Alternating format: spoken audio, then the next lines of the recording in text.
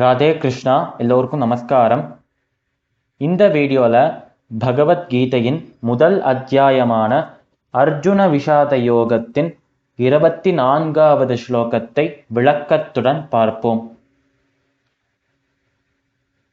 சஞ்சய உவாச்ச ஏவமுக்தோ ரிஷிகேஷோ குடாகேஷேன பாரத சேனையோருபயோர் மத்தியே ஸ்தாபயித்வா ரதோத்தமம்.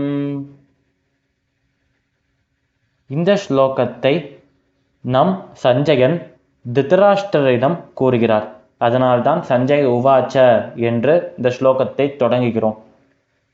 அதனால் சஞ்சயன் திருதராஷ்டிரரிடம் கூறிய வார்த்தைகள்: பரதன் என்ற அரசனின் குலத்தில் தோன்றிய, குலத்தில் பிறந்த ராஜாவாக இருக்கும் திருதராஷ்டிரரே என்று திருதராஷ்டிரனின் குல பெருமையை முதலில் சொல்லிவிட்டு அப்புறம் திருதராஷ்டிரனிடம் பேச ஆரம்பிக்கிறார் நம் சஞ்சயன்.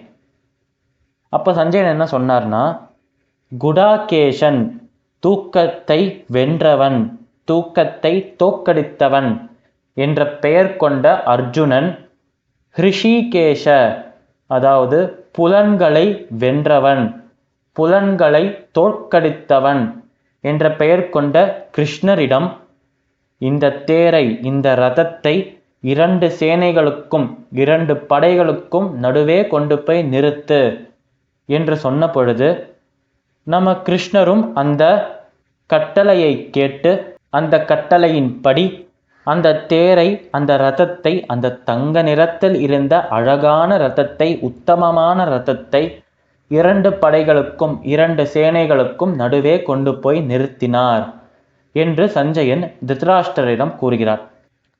இங்க அர்ஜுனனுக்கு தான் குடாகேஷன் என்று பெயர். குடாக்கம் என்றால் தூக்கம் என்ற அர்த்தம்.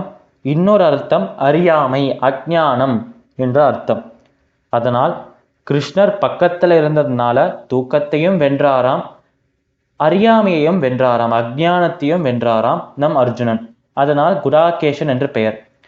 இதுவே ரிஷிகேஷ என்றால் புலன்களை அடக்கியவன், புலன்களை ஜெயித்தவன் என்று பொருள்.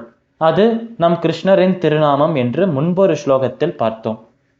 அதனால் பகவத்கீதையின் முதல் அத்தியாயத்தின் 24வது ஸ்லோகத்தின் விளக்கம் இதுவே. சமஸ்தலோகாஹ சுகினோ பவந்து. சர்வம் ஸ்ரீ கிருஷ்ணார்பணமஸ்து.